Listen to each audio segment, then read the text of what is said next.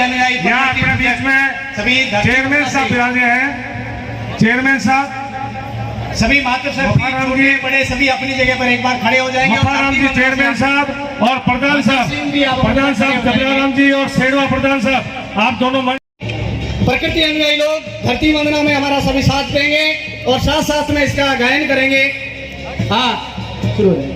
धरती माता तू अन्नदाता,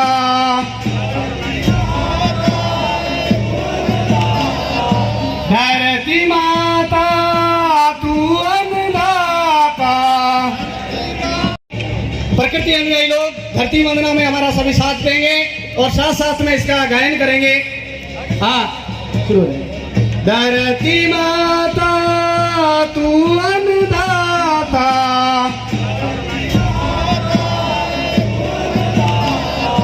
धरती माता तू अन्नदाता।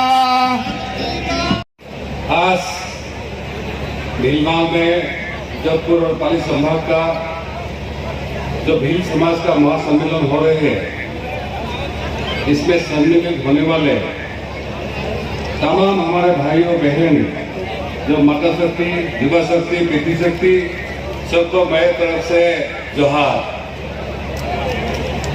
और हमारा मंच में विराजमान संतों को भी मेरा प्रणाम है और तमाम जो एक्टिविस्ट है और स्पेशली जिन्होंने इतना बढ़िया ऑर्गेनाइज किया है, उनको भी मेरी तरफ से सैल्यूट है। और मुझे यहाँ आने का मौका मिला और स्पेशली यहाँ समाज का जो समस्या है, जो उनका तकलीफ है, उसको हमको जानने का मौका मिला। और हमारा नेतृत्व भी बोला है कि मैं असम का कोकराझार क्षेत्र का 2 बार का निर्दलीय सांसद हूँ। नव कुमार सरंजाम हमको कौन जानते हैं, हीरा भाई बोल के असम का नॉर्थ ईस्ट का सब लोग जानते हैं। और मैं एक विशेष क्षेत्र से आता हूँ क्योंकि हमारे उधर में 6 शेड्यूल लागू है। आपको पता है कि बोडोलैंड के लिए बहुत बड़ा संघर्ष हुआ था, जहां हजारों लोग मारा गया, बहुत सारा लोग बेघर हुआ, लेकिन उसके परिणाम वहां 6 शेड्यूल घोषित किया गया। और मेरे सेक्टर का 9 जिले का लगभग 7 जिला 6 शेड्यूल में आता है। आपका इतना जितना 9 डिस्ट्रिक्ट है, मेरा सेक्टर में 9 डिस्ट्रिक्ट है, उसमें 7 डिस्ट्रिक्ट सबसे बड़ा ये 6 शेड्यूल में आता है। तो पहला है आपका जो रजिस्ट्रेशन क्षेत्र का जो स्पेशल मांग है, मुझे लगता है संविधानिक तौर पे ये कोई खराब नहीं है, ठीक नहीं है, ये सही है। अगर स्टेट गवर्नमेंट चाहे तो ये कर सकते हैं, क्योंकि हमारे इधर में बहुत सारा ऐसा एरिया था जो 6 शेड्यूल भी नहीं है, फिर भी उसको एक काउंसिल के तहत एक अलग से आइन लागू करके एक लाके गवर्नमेंट ने बना के रखा है। चाहे रवा ऑटोनोमस काउंसिल हो, मिसिंग ऑटोनोमस काउंसिल हो, ऐसा करके कुछ तो 6 शेड्यूल में, कुछ तो 6 शेड्यूल में नहीं है, फिर भी उसमें काउंसिल है, अपना मेंबर है, पारिषद है, अपना बजट है, सब कुछ वो कर सकते हैं। तो इसका मतलब ये है संविधान और वैधानिक तौर से वो कहीं गलत नहीं है, लेकिन बात आती है एक्चुअली इसको कौन करेगा? इसको करेगा गवर्नमेंट, सरकार करेगा, लेकिन सरकार में कौन है हमारा? मैंने जो सुन के आया था, मैंने भी कभी सोचा नहीं था कि एक दिन हमको यहाँ भीलवाल में हमको आना पड़ेगा। मैं सोचा था मैं एक सांसद हूँ और मेरे क्षेत्र को देखना पड़ा, देखने का है, लेकिन बाद में मैं घूम के फिर के जो पता चला, आपका यहाँ जैसा बहुत सारा इश्यू हमको जानने का मौका मिला, तो मुझे लगा है अगर आप लोग लड़ते रहेंगे लेकिन कुछ होने वाला नहीं है, लेकिन हम लोग साथ देंगे, एक साथ मिलकर लड़ेंगे, तो मुझे लगता है नामुमकिन नहीं है। आज देखिए, आज हमको बोलना पड़ा हम मूल निवासी है, हम भारत देश का मूल निवासी है, लेकिन एक दिन तो आपका ही ये देश था, आपका ही शासन था, आपका ही राजा था। पहले आपने मुगल के लड़के सब कुछ खत्म हो गया, उसके बाद ब्रिटिश से लड़ना पड़ा, उसके बाद फिर हम तो दिल्ली सरकार से हमको लड़ना पड़ा, अभी भी हम लोग लड़ रहे हैं। यह तमाम एमएलए एमपी मिनिस्टर बन गए हैं, अपना समाज का भी बन गया है, लेकिन हमारा तकदीर बदला नहीं है। तो मुझे इसलिए ये रास्ता हमको भी चुनना पड़ा। आपको पता है मैं अलग एमपी हूँ, लेकिन एक एमपी से कुछ होने वाला नहीं है। और ये हमारा तमाम जो इश्यू है, अगर इसमें पॉलिटिकल हुई है तो सब कुछ है। आज गहलोत सरकार चाहे तो एक दिन में कैबिनेट बैठ के पार्लियामेंट उसका असेंबली बैठ के ये डिसीजन ले सकते हैं, लेकिन ये करेगा नहीं, क्योंकि उसको पता है कि हम जितना सिले भील के नाम पे, गोंडवाना के नाम पे, बोडो के नाम पे या संताल के नाम पे, लेकिन हम लोग में एकता नहीं है। वोट के टाइम हम डिवाइडेड हो जाते हैं, कोई क्षेत्र के नाम पे, कोई जाति के नाम पे, कोई धर्म के नाम पे, कोई पार्टी के नाम पे। और हमने देखा अगर ये सब इश्यू को हम समाधान करना है तो एक हमको राजनीतिक लाइन खींचना ही पड़ेगा। तो इसे हम निर्दलीय होते ही हमने कोशिश किया एक पॉलिटिकल लाइन खींचने के लिए। मैंने गुजरात का हमारा जो छोटू भाई बसपा है, जो आपका भीली है, उनके पास लगभग 5 साल मैंने गया, उसको पैर गिर के पीठ फोड़ के हमने रिक्वेस्ट किया था, दादा आप निकलिए, दिल्ली निकलिए, आप संभालिए सारा सब।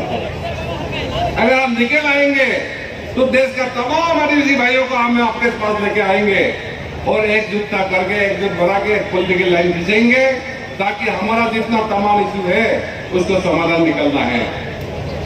आज तोताराम जी बोला है यहाँ पे, जो सिर्फ लड़ने में नहीं, जब तक आप जीतेगा नहीं उसका लड़ने का मायने क्या है। तो मुझे यहाँ आने का मकसद यही पे है, ये आपका लड़ाई कैसे जीतना है। तो मुझे आज यहाँ से जितना टाइम नहीं मिलेगा, बहुत सारा मौका भी है। मेरे तमाम ऑर्गेनाइजर से हमको हमारा आग्रह रहेगा, अब अगले दिन में जो स्टेप लेंगे, जो डिसीजन लेंगे, उसको हमको भी खबर करना, ताकि हम जो हो सके आपको मदद कर सके। क्योंकि मेरा रास्ता यह भील में खत्म नहीं होगा। हम जो लाइन खींचा है, जो लाइन शुरुआत किया है, एक बड़ी लेकर हम खींचने जा रहे हैं। आज से जो कल आदिवासी का एक बड़ा पार्टी बनेगा, जो पार्टी के साथ देश का तमाम राजनीतिक नेता हो, तमाम राजनीतिक दल हो, उसको हमके साथ बार्गेनिंग करना पड़ेगा। आपको जो नारा है भारत देश हमारा है, हमारा नारा है दिल्ली भी हमारा है, दिल्ली में हिस्सा हमको मिलना ही पड़ेगा। अभी आपका राजस्थान का इलेक्शन आ रहे हैं, आप लोग देखिए, अगर इलेक्शन से पहले ये समाधान हो गया तो बात अलग है, अगर नहीं है तो आप क्या करेगा। तो मेरा आग्रह है, हम जब किसी से बात नहीं बना तो हमने एक पार्टी को आगे किया, उसका नाम है जीएसपी गण सुरक्षा पार्टी। मतलब हमारा लोगों का सुरक्षा पार्टी, चाहे भील हो, चाहे गोंड हो, चाहे बोडो हो, चाहे संताल हो, चाहे ओराव हो, जो भी हो। तो इसलिए ये पार्टी हम लगभग 17 डिस्ट्रिक्ट, 17 स्टेट में, कश्मीर से लेके अरुणाचल, असम, मिजोरम, मेघालय से लेके छत्तीसगढ़ से लेके मध्य प्रदेश, महाराष्ट्र से लेके हम सब में वो पार्टी को बना डाला है। और आने वाले दिन में ये पार्टी के नाम पे हम एक पॉलिटिकल लाइन खींचने वाला है। और मुझे लगता है आज से जो कल हमारा आदिवासी भाई कम से कम 50-60% उसमें जमा हुआ होगा। और साथ ही हम दूसरे समाज को साथ लेके, चाहे दलित हो, चाहे ओबीसी हो, चाहे अल्पसंख्यक हो, सबको साथ लेके हम एक लाइन, पॉलिटिकल लाइन खींचेंगे। क्योंकि आज 75 साल जो आजादी का हुआ है, उसमें हमने क्या पाया है? पाया तो कुछ नहीं, खोया है। मैं आज एक सच्चाई बोलना चाहता हूं आपके सामने। अगर संविधान में जो मिलने था हमको, तो सबसे धोखा हुआ हमारा 5th शेड्यूल एरिया से। मतलब वहां तो हमको आरक्षण मिला है, लेकिन आरक्षण का मौका हमको ज्यादा नहीं मिला है। जैसा इस एरिया को आरक्षण का मौका नहीं मिला है, आरक्षण में है लेकिन लाभ नहीं मिला है। ऐसा ही अगर नॉर्थ ईस्ट का लोगों जैसा अगर 6 सीटें या अपना राज्य में मिल जाता तो भी आज शायद हमको ये नौबत नहीं आता कि हम रास्ते में सड़क में और सरकार से हम लड़े। आज मेरे सरकार में जो भी हो, अपना जो काउंसिल है, काउंसिल में अपना अलग से विधानसभा है, अलग से उनका सेक्रेटरीट है, अलग से डिपार्टमेंट है, चीफ होम और फाइनेंस, ये 2 डिपार्टमेंट है। बाकी जितना डिपार्टमेंट है, चाहे जमीन का हो, चाहे सोशल वेलफेयर हो, चाहे ईच एंड एवरी डेवलपमेंट का जो डिपार्टमेंट है उनके हाथ में है। यहाँ 2 गवर्नमेंट चलता है जो आपका 3 नंबर का मांग कर रहे हैं। हमारे उधर ऑलरेडी 3 गवर्नमेंट है। सेंट्रल कुछ नहीं करता है, पैसा भेजता है, स्टेट कुछ नहीं करता है, पैसा भेजता है। वो दोनों पैसा लेके हमारा काउंसिल अपने आप में चलता है। तो हमने आके तमाम 5 सीटें ले जाके घुमा, एक भी ऐसा ठेकेदार, एक भी ऐसा बिजनेसमैन हमको नहीं मिला जिसके 100 करोड़ का टर्नओवर है। लेकिन हमारा सेक्टर में हजारों करोड़ का टर्नओवर हमारा आदिवासी भाई है। तो मुझे यहाँ आके बोलने के लिए ही खुशी हुआ है, अगर हम भी आज भी पहल करें तो हम ये बन सकता है। इवन संविधान में ये कोई बाधा नहीं है, संविधान कोई कुरान बाइबल नहीं होता है, उसको आप बदल नहीं सकते। आज तक कितना बार बदला? लास्ट आपने देखा है सेशन में महिला आरक्षण बिल पारित हुआ कि नहीं हुआ? अगर महिला आरक्षण बिल पारित हो सकता है आपका, ये तो उनके नहीं हो सकते है। मैंने तो पार्लियामेंट में उठाया, जितना 5 सीटें लोग हैं उसको 6 सीटों में बदलना है। मुझे ट्राइबल डिपार्टमेंट का अधिकारी भी पूछता है, आपके पास इतना 5 सीटें है, पैसा कानून है, फिर भी आप 6 सीटें मांगते हैं। मैंने बोला अगर पैसा कानून है, इतना अच्छा कानून है, तो छत्तीसगढ़ में, मध्य प्रदेश, महाराष्ट्र में क्यों लागू नहीं है? उसमें तो बीजेपी ही का 75 साल का सरकार है, 96 में पारित हुआ, अभी तक वहां पे लागू नहीं है, कहीं पे लागू हुआ, नाम पे लागू हुआ है। अगर 5 सीटें ले लिया है तो फिर भी क्यों मांगना पड़ा? ना उनका जमीन है उनके पास, ना उनका कोई हक अधिकार है, कुछ भी नहीं है।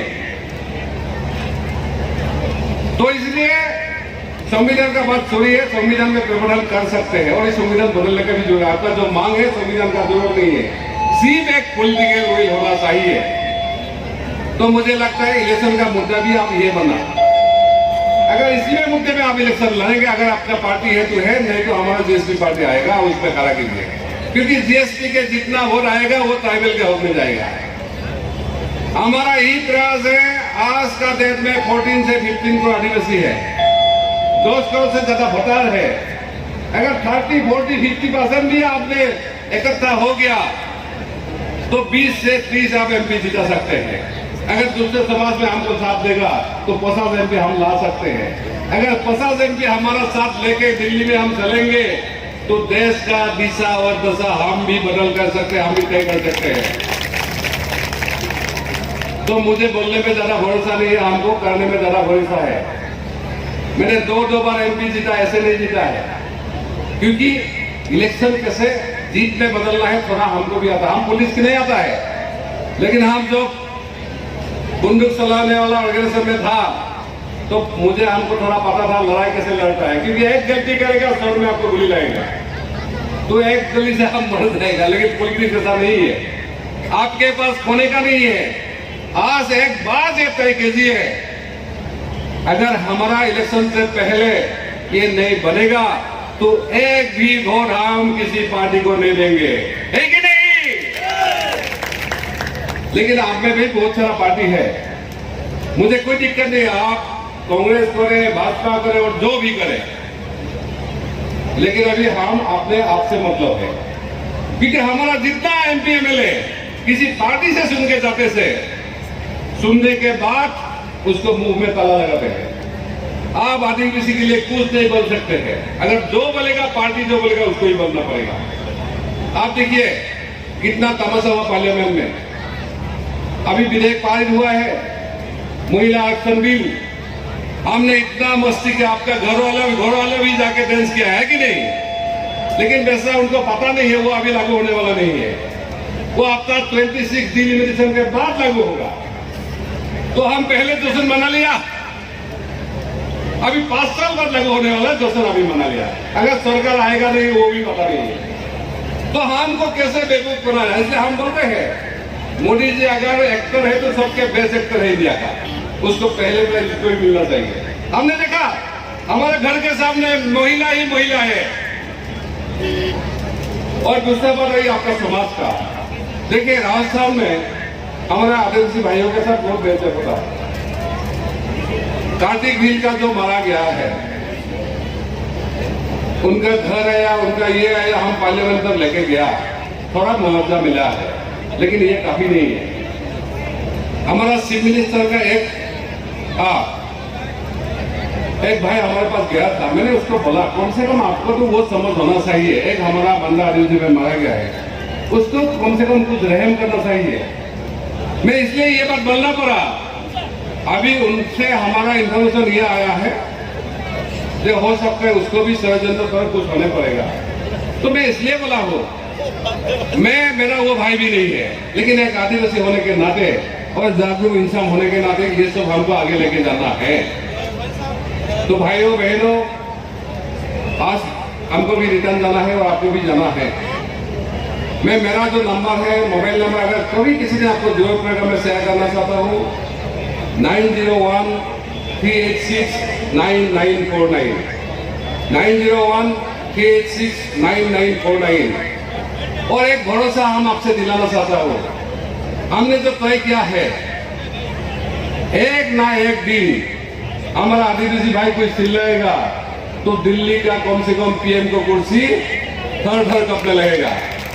और वही नहीं, जो जयपुर में बैठेगा सीएम, उसको भी यह कुर्सी मिलेगा। और सिर्फ राजस्थान वाला लड़ेगा तो कुछ होने वाला नहीं है। इसलिए हमने तय किया है सबको साथ लेके, कश्मीर में आदिवासी वो भी हम जाएंगे। और सबसे अच्छा बात यह है, हम आदिवासी है, आदिवासी के लेकिन हमारे साथ तमाम नॉन आदिवासी भाइयों ने हमको साथ दिया है। उन्होंने खुले बोला है अगर आदिवासी में ये लड़ाई लड़ेगा तो हम भी उसके साथ रहेंगे, क्योंकि हम भी मूल निवासी है, हम भी इस देश का नागरिक है। तो तमाम जो ऑर्गेनाइजर है उन्हें मैं उसको बधाई देता हूँ। और आने वाले दिन में जरूर हम आपसे साथ जुड़ेंगे, लेकिन आप एक बात तय करना है, आप करेंगे क्या? ये समारोह आप बनाएंगे, उसके बाद फिर सोते रहेंगे, कुछ होने वाला नहीं है। एक मसौदा बनाइए, उसको आगे कीजिए, और जहां भी हमको जरूरत होगा जरूर हम खड़ा होंगे। उसी बात रखते हुए मैं बुधवार आपको मेरे सही दिल से आपको प्रणाम करता हूँ, धन्यवाद देता हूँ। और जरूर हम आने वाले दिन में मौसम का भी ध्यान रखना है। वंदे बिल समाज, बिल समाज। आज के इस सम्मेलन में हमारे बीच में जोधपुर संभाग से पधारे हुए सभी हमारे बिल समाज के पंच पटेल, युवा दोस्तों, माताओं, हमारे सब संतगण, आज बड़ी खुशी की बात है कि आप सभी इस सम्मेलन में जिस प्रकार से टीएसपी क्षेत्र होता है, उसकी तर्ज पर हमारे इस क्षेत्र में जो भी आदिवासी भाई भील समाज के रहते हैं, उन सबको कैसे लाभ हो सके और उसकी डिमांड के लिए आज आप सभी यहाँ पधारे। मैं आपको बताऊं, 2013 के चुनाव में मुझे भी भारतीय जनता पार्टी की तरफ से राजस्थान की विधानसभा में गोकुंदा विधानसभा जो समाज का एसटी का है, उसकी तरफ से वहां जयपुर जाने का काम मिला। और उसके बाद में हमने गोकुंदा तहसील है, पूरा विधानसभा था, वो सामान्य आपके जैसे भी हमारा क्षेत्र था। हमने विधानसभा में लड़ाई झगड़ा किया और विधानसभा में लड़ाई झगड़ा करने के बाद में सरकार ने हमारी मांग को पूरा करते हुए हमारी जो गोकुंदा तहसील थी उसको पूरे को टीएसपी एरिया घोषित कर दिया 2018 में। उसके साथ में आप सबको पता है कि जनजाति विभाग की तरफ से हमारे भाइयों के पढ़ाई के लिए एकलव्य मॉडल विद्यालय खुलते हैं। हमने गोकुंदा में एकलव्य मॉडल विद्यालय खोलवाया और उसमें 30 करोड़ रुपए का वहाँ स्वीकृति कराई और वहाँ पर 250 500 बच्चों का पढ़ने की सुविधा की। उसके बाद में हमारे वहाँ पर भी आपके जैसे ही हमारा एरिया डेवलपमेंट नहीं था। पंचायती राज टीएसपी होने के बाद में हमारे यहाँ पर आज प्रधान जनजाति का बिल बैठा हुआ है, सरपंच की बिल बैठा हुआ है, वार्ड पंच की बिल बना हुआ है। लेकिन अपना जो ये एरिया है हमारे क्षेत्र में अभी टीएसपी लागू होने के बाद में आपके जो बिजली का कनेक्शन होता है आपके यहाँ पर फाइल भरने के बाद में 7 साल 8 साल का समय लगता है। लेकिन हमारे उस क्षेत्र में 90 दिन के अंदर उस परिवार के भाई के उस घर के कुएं पर कनेक्शन हो जाता है। उसके अलावा पढ़ाई का कोई साधन नहीं था। हमारे बालिक बालिकाओं को उदयपुर कॉलेज में पढ़ने जाना पड़ता था। लेकिन सरकार में डिमांड करने से गोकुंदा में राजकीय कॉलेज की स्थापना करवाई। वक्तागण ज्यादा है और बारिश का मौसम है, बारिश आ रही है, इसलिए सभी ध्यान रखें, मौसम का भी, प्रोटोकॉल का भी ध्यान रखें। इसलिए मेरा निवेदन ये है कि आने वाले समय में जो भी पार्टी हमारे इस क्षेत्र में जो भी आपकी डिमांड है उस डिमांड के घोषणा पत्र जो जारी करे उस घोषणा पत्र में ऐसा वादा करे कि भाई आने वाले समय में जब भी उसकी सिटी पर सरकार बढ़ेगी इस क्षेत्र का भी, इस क्षेत्र में जिससे टीएसपी एरिया का जो लाभ लेते हैं इसी प्रकार का लाभ हमारे इन क्षेत्र के भाइयों को भी मिलना चाहिए। और मैं भी, मुझे भी वापस यदि सरकार में जाने का मौका मिला तो आपके लिए मैं पूरी पैरवी बार राजस्थान की विधानसभा में सरकार में करेंगे, ये मैं वादा करता हूँ। और जो मैंने वादा किया है उस वादे को हमने पूरा भी किया है। आज समझ में आपके इसलिए, और सबसे बड़ी बात यह है कि हमारे से बालक बालिकाओं को अपन पढ़ाने में थोड़े कमजोर है, तो आप सबसे मेरा यही निवेदन है कि आप पढ़ेंगे लिखाएंगे तो आगे बढ़ पाएंगे। और समय सीमा का ध्यान रखें सर, समय सीमा का थोड़ा बारिश का मौसम है तो आप मेरी बात को यही समाप्त।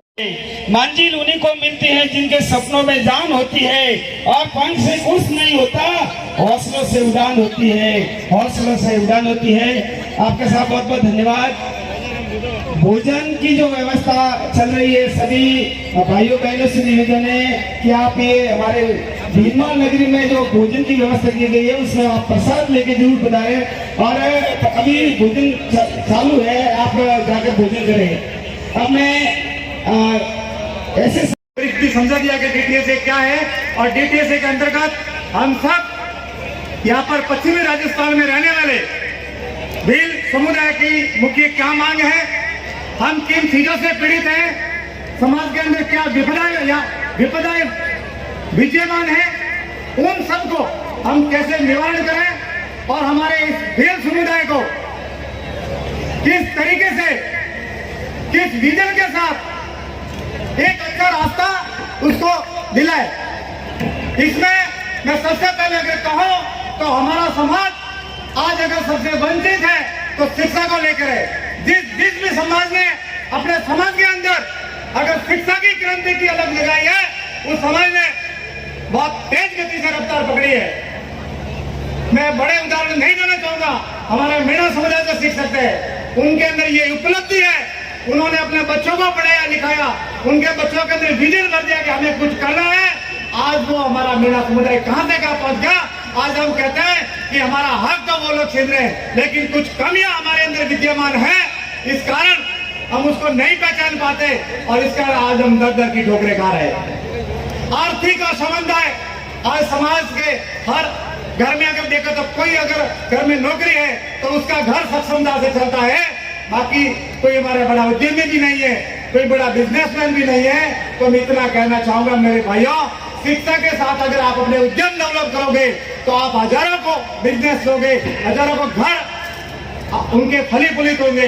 लेकिन उसके साथ साथ सरकारी नौकरियों के कुछ पायदान से अगर आप अपना पैर जमाओगे तो आप जनता को अधिकार भी दोगे। आपका एसडीएम बढ़ेगा, आपका आरएस बढ़ेगा, अगर आपका आईएएस बढ़ेगा, वो उस क्षेत्र में रहने वाले लाखों लोगों का भला करेगा पूरा। तो एक विजन लेना है कि हमारे घर के बच्चे पढ़े लिखे, आगे बढ़े, आरएस बने, आईएएस बने और उच्च पायदान तक जाए पूरा। आज इस भील समाज के अंदर कितनी सारी सामाजिक कुरीतियां विद्यमान है, मैं उनके बारे में आप इस समुदाय को मैं जितना इस मंच के माध्यम से कहूं उतना कम है। सबसे बड़ी अगर कुरीतियों की बात की जाए तो सबसे पहले तो रूढ़िवादिता। हमारा समाज हर चीज में रूढ़िवादिता को लेकर चल रहा है।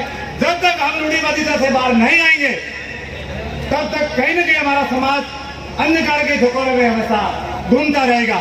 रूढ़िवादिता से बाहर आना है।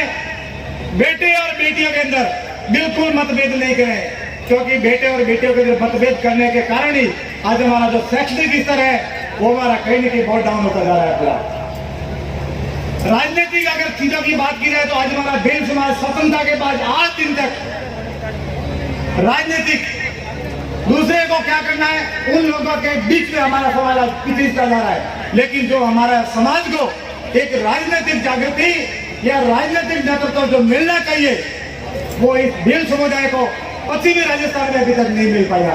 हमारे इस पश्चिमी राजस्थान से 33 विधानसभा की सीटें हैं और उस विधानसभा सीटों में से आदरणीय यहाँ पर माने सब बड़े बड़े मेहमान भी आज बैठे हैं। आदरणीय ताराराम जी एमपी साहब भी दिल्ली से पधारे। मैं इतना कहना चाहूंगा उसमें हमारे कम से कम 25 सीटों पर हमारा भील समाज का बाहुल्य है और कुछ सीटें कम से कम 7 से 8 सीटें ऐसी है जहां पर हमारा वोटर 30,000 से ज्यादा है।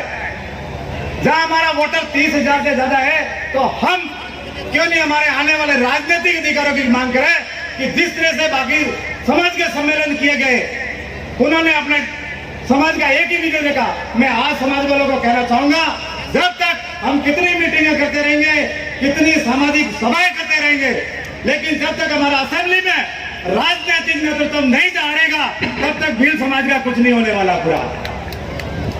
आने वाले चुनावी वर्ष के अंदर जो हमारे डीटीएसी की मांग को जो पार्टी प्रायोरिटी पे या मैनिफेस्टो में ले उस पार्टी के प्रति हम सबको ध्यान रखना है। पार्टी चाहे भारतीय जनता पार्टी हो, पार्टी चाहे कांग्रेस हो, लेकिन डीटीएस हमारे वेस्टर्न राजस्थान की भील समाज की मुख्य मांग है और वो मुख्य मांग लागू होना चाहिए।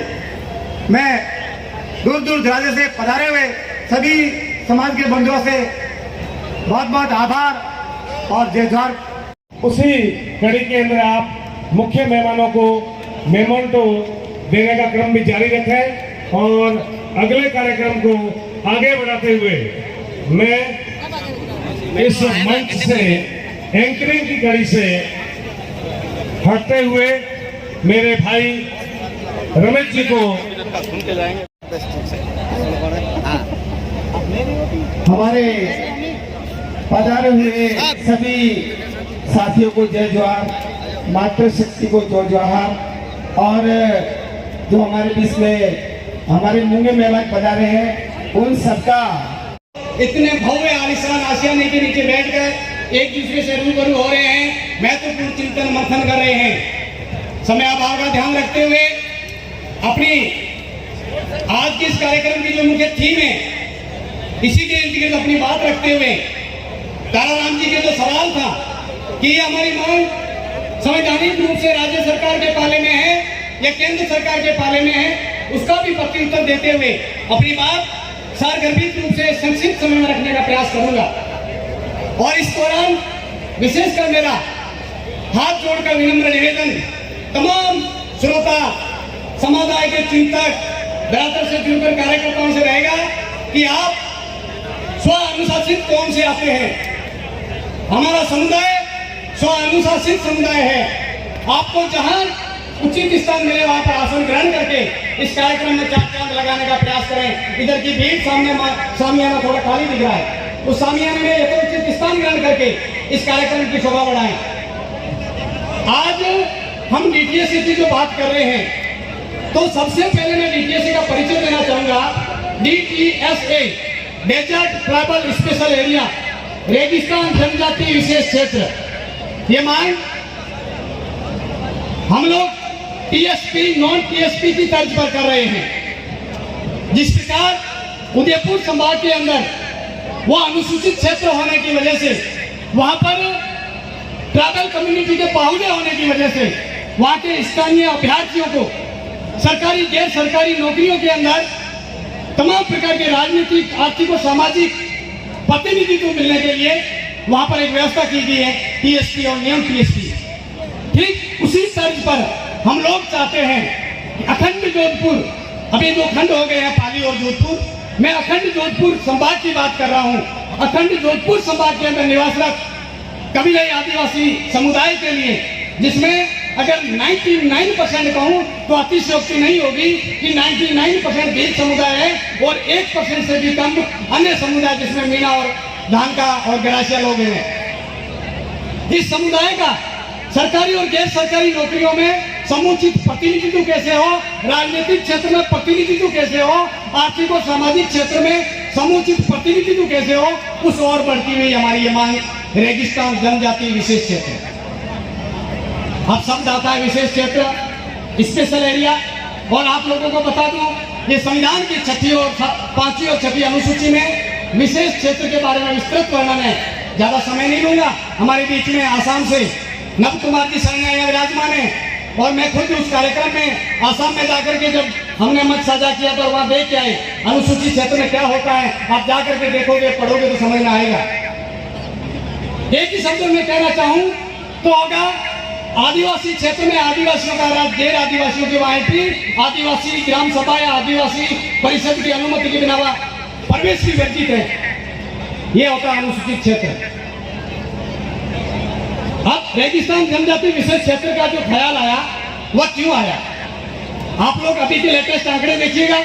राजस्थान पुलिस की अभी भर्ती का परिणाम आया, जालोर जिले की बात करेंगे, हम जालोर में बैठे हैं। यहाँ से एसटी कैटेगरी के 22 रिजर्व पोस्ट थी, और परिणाम आया उस जालोर के अंदर एसटी जो कैंडिडेट है वो 26 चयनित हुए हैं। 4 जनरल से एसटी के कैंडिडेट और 22 रिजर्व पोस्ट एसटी के कैंडिडेट चयनित हुए हैं नव कुमार जी, और वह 26 के 26 एक भी स्थानीय नहीं, 2 धानका और 24 मीणा लोग हैं। जालोर की बात कर रहा हूं मैं। और ये क्या है हाल हमारे बाड़मेर का है, जब 6 रिजर्व पोस्ट थी और 6 के 6 5 जिले के हैं, एक भी बाड़मेर जिले का स्थानीय अभ्यर्थी नहीं है। और पूरे संभाग की बात करूं तो मात्र एक अभ्यर्थी राजस्थान पुलिस में जोधपुर से भर्ती हुआ, जो बाड़मेर के पत्रासर गांव का।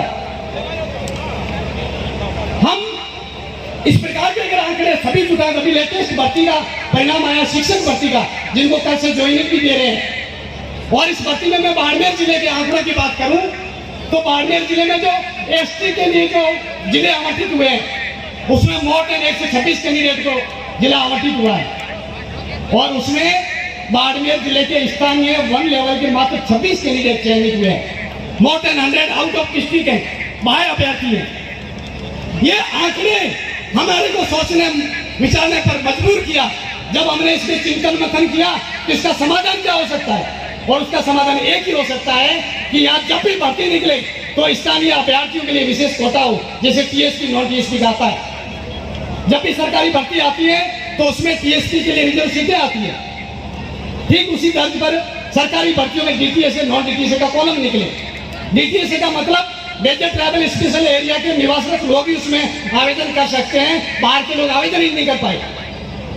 अगर ऐसा व्यवस्था हो जाती है तो अभी जहां हमारे जो ये शिक्षक भर्ती का जो परिणाम आया है, अपने जालोर से मोर देन 13 कैंडिडेट है। दूसरे नंबर पे पहले नंबर पे बाड़मेर है 26, दूसरे नंबर पे जैसलमेर है, यहाँ से 16 कैंडिडेट है, और तीसरे नंबर पे जालोर है, वहां से 16, यहाँ से 13, ऐसे कुछ है। ये आंकड़े मोर देन 2000 होते, 2000 होते पूरे संभाग के, 2000 शिक्षक स्थानीय लगते। इस ओर हमारी ये मांग बढ़ रही है, और ये मांग संवैधानिक रूप से राज्य सरकार के पाले की है।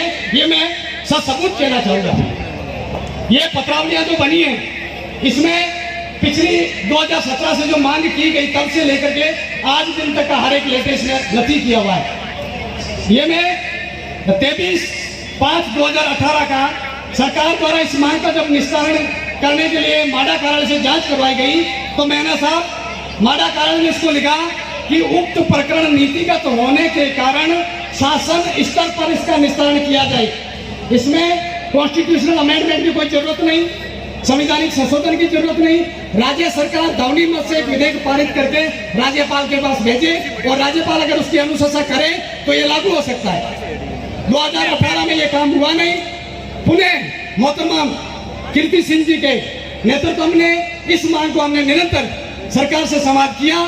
तब पुणे सरकार द्वारा 25 जनवरी 2022 को एक लेटर जारी होता है और उसकी विषय देखिए, एक है रेगिस्तान जनजाति विशेष क्षेत्र योजना बनाने बाबत, ये राज्य सरकार का है लेटर। और इस योजना के तहत उन्होंने क्या किया, मारवाड़ क्षेत्रीय जनजाति विकास बोर्ड की बैठक इसमें लिखा है आदिवासियों के कल्याण के लिए रेगिस्तान जनजाति विशेष क्षेत्र योजना बनाकर लागू करने के संबंध में उन्होंने पूरे क्रमांक वगैरह डाले, राज्य सरकार ने अनुशंसा की और उसके तहत उन्होंने मारवाड़ क्षेत्रीय जनजाति विकास बोर्ड का गठन किया। अब यहाँ पर हमको समझना यह है कि हम जो मांग कर रहे थे रेगिस्तान जनजाति विशेष क्षेत्र, उसमें हमारी मांग ये थी कि सरकारी नौकरियों में स्थानीय अभ्यर्थियों को वरीयता मिले।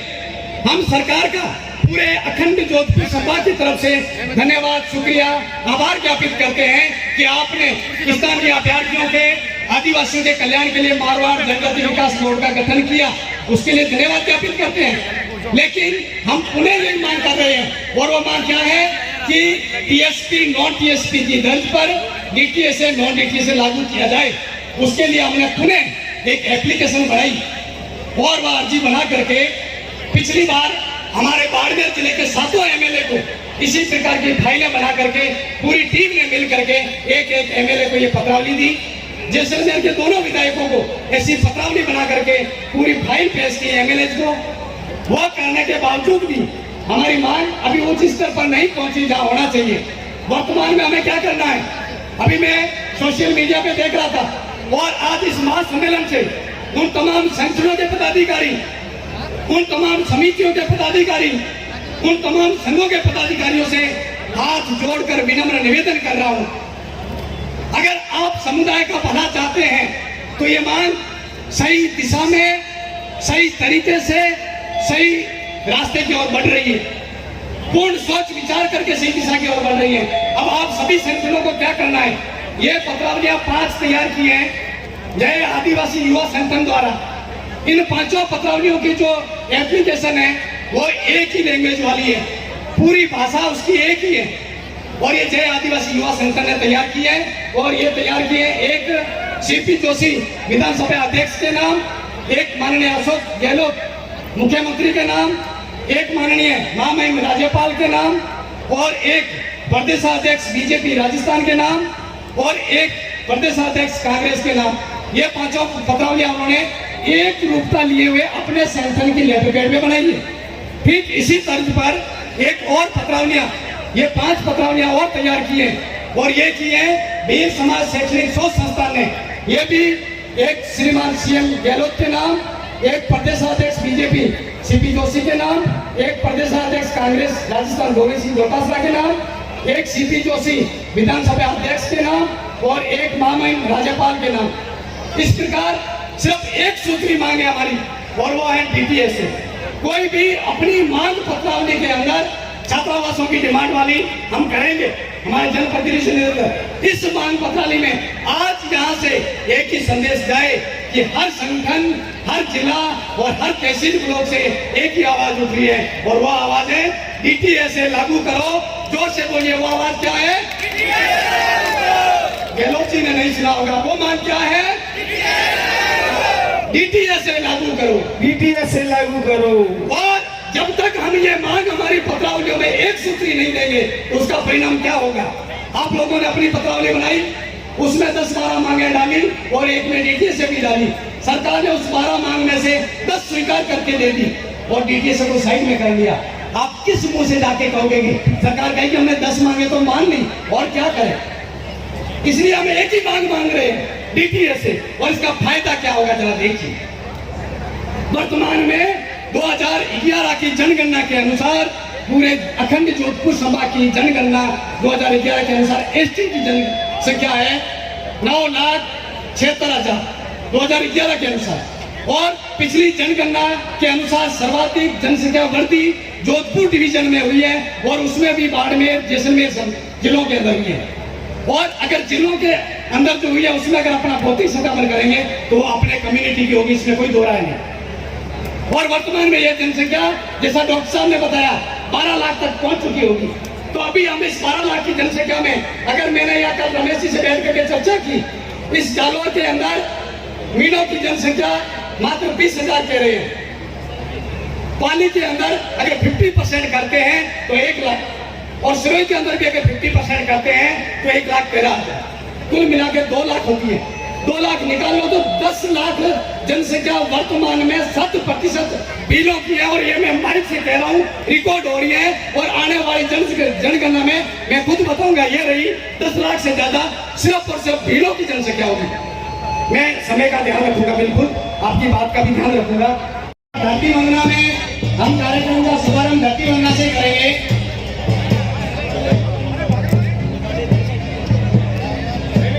हमारे बीच में आदरणीय तोताराम जी दिल्ली से पधारे, ससम्मान मत अपने स्थान पर खड़े नगरी में बहुत बहुत स्वागत और अभिनंदन है। और इसके साथ में जो हमारे अभी जो सांसद महोदय आसाम से पधारे हैं, मैं उनसे निवेदन करूंगा बिना समय लिए हुए वो पधारे।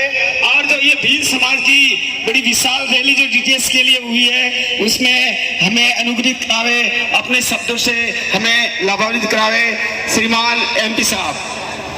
अंत में मैं पूरे सदन से चाहूंगा, सड़क पर खड़े हुए कार्यकर्ता उनसे भी चाहूंगा कि आप लोग एक बार उनके लिए तालियां बजाएं जो कंगूरे नहीं इस कार्यक्रम की रीढ़ बने हुए हैं। कुछ ट्रैफिक व्यवस्था में लगे हुए हैं, वहाँ ट्रैफिक की व्यवस्था संभाल रहे हैं। उन लोगों के लिए तालियां बजाएं जो पानी पिलाने में लगे हुए हैं। उन लोगों के लिए तालियां बजाएं जो पिछले महीने पर से मुश्किल नहीं पाना है जग में आप जैसे इंसान, आप जैसे इंसान। मैं अभी आमंत्रित करता हूँ हमारे जिला परिषद सदस्य डॉक्टर रमेश कुमार जी राणा। डॉक्टर रमेश कुमार जी राणा है, और जो विशाल संख्या में हमारे भील समाज की माता और बहनें और बुजुर्ग कर्मचारी वर्ग और जो नेतागण से पधारे हैं, उनको आप अनुग्रहित करावे। डॉक्टर रमेश कुमार जी। भील महासम्मेलन में बार बार गांवों से, ढाणियों से, दिल्ली से और राजस्थान के कोने कोने से पधारे हुए मेरे आदिवासी भाइयों को सबसे पहले मैं जय जोहार बोलता हूँ। बोलिए जय जोहार। जय जोहार का नारा है, भारत देश हमारा है। जय जोहार का नारा है, भारत देश हमारा है। ये पूरी करें। हमारे पास है नहीं, हमारा लीडर ही नहीं है, तो एक ऐसा प्रतिनिधित्व मंडल होना चाहिए प्रत्येक जिले से, जो प्रतिनिधित्व मंडल पूरे के पूरे जितने भी राजनीतिक दल हैं या फिर वर्तमान में राज्य सरकारें हैं, उनके पास जाएं और अपनी जो हमारा जो एजेंडा है, हमारी जो मुख्य मांग है, वो पूरी करवाने के लिए प्रयास करें। तो उस प्रतिनिधित्व मंडल के मार्फत आपके जो डीटीएससी की मांग पूरी होगी, उसमें हमारे पूरे जोधपुर और पाली संभाग में जो कृषि कनेक्शन जिसमें आरक्षण नहीं है, उस कृषि कनेक्शन में भी आरक्षण मिलेगा।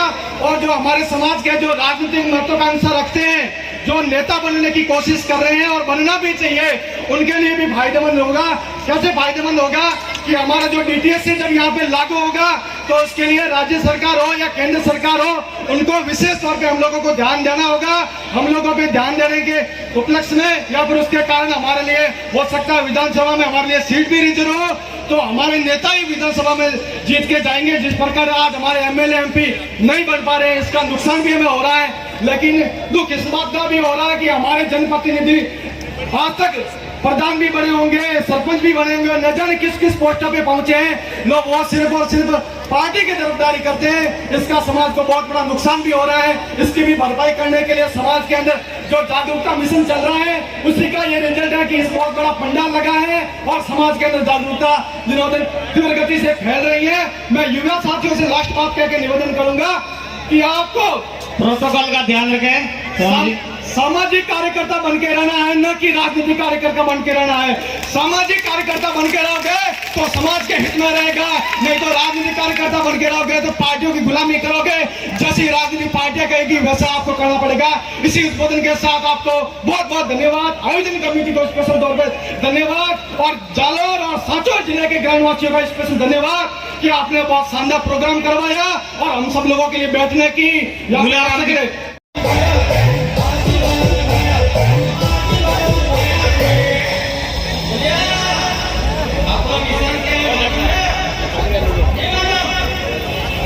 बहुत बहुत धन्यवाद।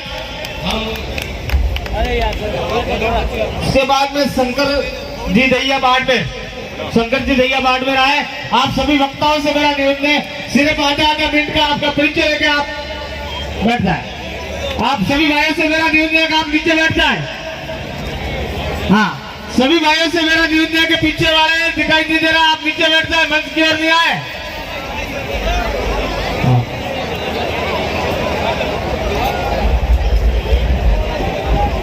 भीड़ एकजुट होकर के समाज का जो परिचय दिया, इसके लिए आप समाज के संभाग जोधपुर और पाली संभाग के सभी भील भाइयों को बहुत बहुत धन्यवाद और आपका आभार। साथ ही साथ इस कार्यक्रम के शुरुआत की गई, आयोजक कमेटी बनाई गई, आयोजक कमेटी के अंदर सम्मिलित समस्त पदाधिकारी, ठेकेदार ग्रुप और तमाम अधिकारी कर्मचारी सभी का बहुत बहुत धन्यवाद और आभार। और जो बाहर से विशेषकर दूर से पधारे उन सभी का भी आभार। आगे जो मुख्य बात यह है कि इस कार्यक्रम की बाद में जो प्रतिनिधि मंडल जाएगा सीएम से डेलीगेशन के रूप में मिलेंगे, जो हम सभी एमएलए से संपर्क करके एजेंडा बनाएंगे और जो आज डीटीएसए की हमारी जो मुख्य मांग है उस मांग को सरकार तक प्रेषित करने का भरसक प्रयास करेंगे। तो आप सभी व्यवस्थित तरीके से सुने, डेलीगेशन और समापन का भी थोड़ा इंतजार करें। मौसम अपने थोड़ा प्रतिकूल है तो मौसम का भी ध्यान रखेंगे। धन्यवाद।